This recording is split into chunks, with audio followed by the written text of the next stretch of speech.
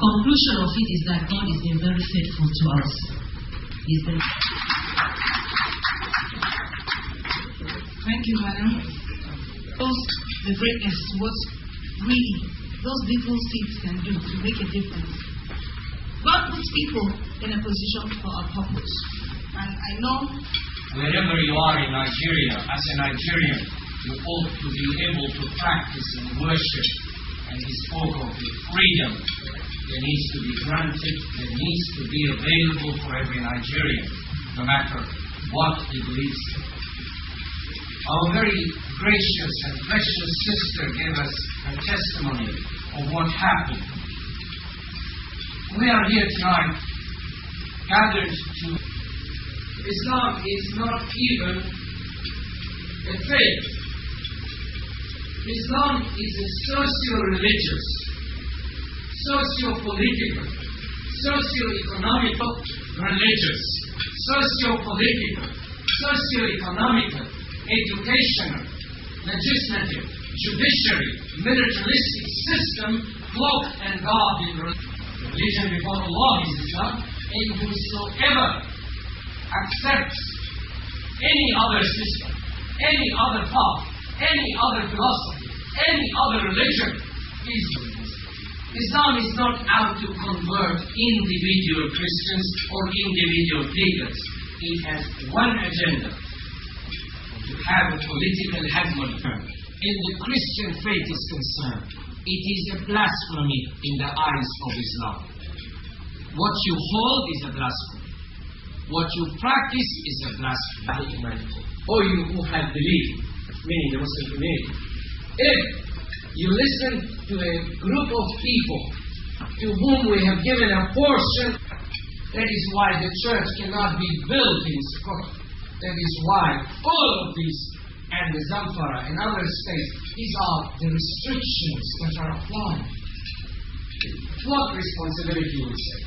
You are charged with the responsibility of the welfare, not only of yourselves, not only of your families, but of this nation and the nations around it. Voice for the voiceless, into reaching out and in addressing and readdressing this issue both legally, politically, and religiously speaking in this country. Then they need every bit of your support, your prayers, initiative, to push the tide back, because what you are dealing with is not simply a religion. It is a system. And the system is out with an agenda. May the Lord guide you.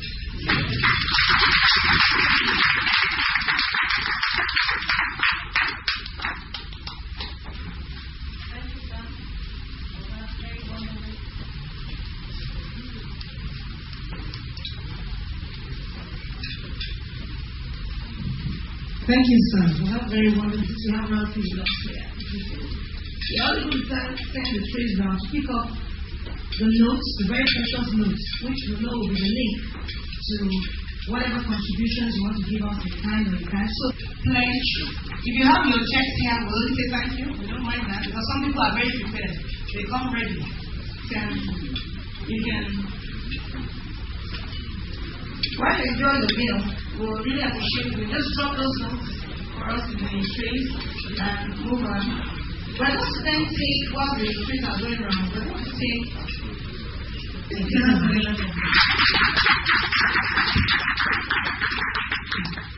Your Eminence, you've given me and my colleagues who've had the privilege of traveling with me an exposure to experiences, to people who have inspired, humbled, and encouraged us.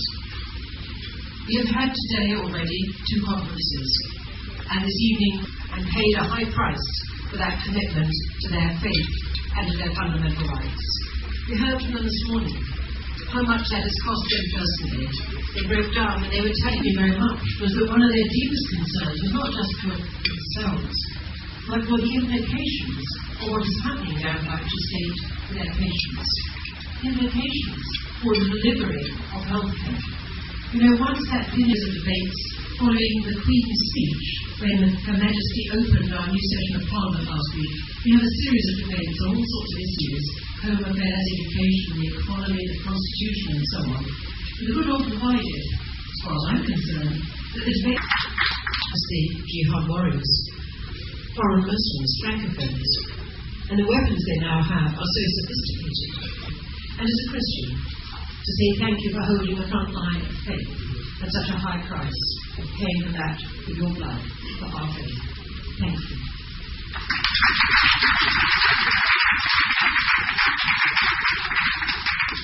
But I would also like to say thank you to the Macedonian initiative, because this Islamic nation has, like Nigeria, a secular constitution, thank you, CEDA, which respects religious liberty and cultural diversity. And to their great credit, they have honoured their honourable tradition until relatively recently. And Christians have been allowed to live and flourish in those parts of Indonesia where they have suffered. Until 1999, when militant Islam moved in for offences against innocent civilians and declares those as no-go areas to UN Operation Lifeline Sudan and all the aid organisations. And there I have walked through devastation and carnage and seen the bodies of women and children see truth. It can challenge everything you believe. It can challenge complacency. It can challenge what you do. And in this situation in Nigeria, I think many of you might honour me by coming and visiting me on the red carpets of the House of Lords. I've been delighted to welcome you there. And here we are, part of the household of faith in the House of the Lord. So that is the greatest privilege you have given me. But also, you've given some wonderful Nigerian hospitality. You are famous for hospitality. And I must add, you eat more in these 23 hours than I usually do in a week. It's all delicious.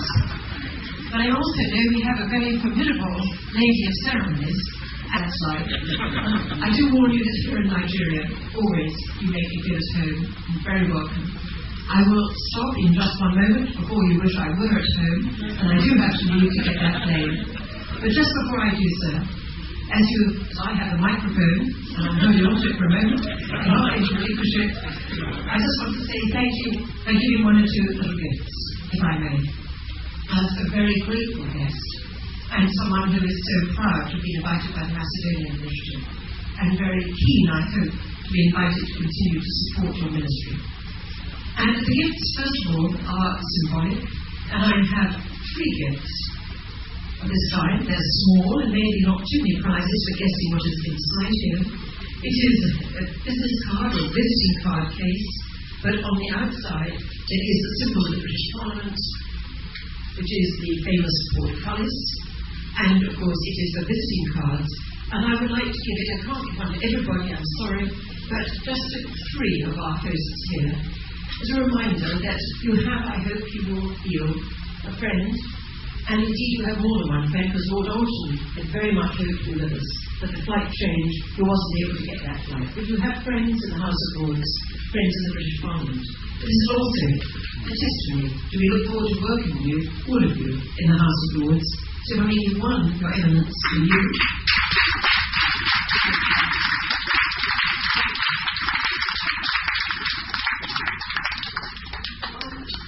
Reverend Nadi, to you and your wife, of course, together.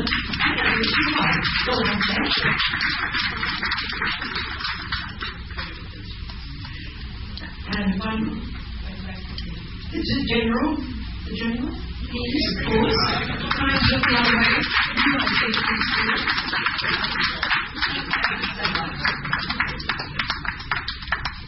And again, just before I do sit down, if I may, Madam Lady of Ceremonies, might I offer a book which shows our commitment to trying to follow you in having the courage to learn, the courage to research, the courage to speak about what we believe is one of the greatest challenge, confronting both our spiritual heritage, our cultural heritage, and our political heritage of liberal democracy.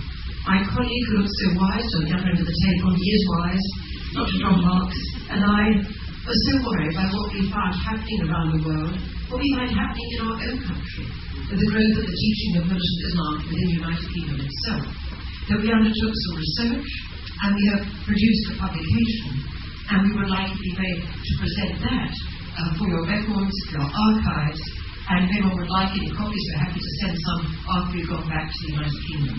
But if I may just make this available as say, a resource for your archives, and we hope to continue the dialogue and to continue committed to the courage to learn. So, Madame, you came to see me in the House of Lords. Might I present that to you?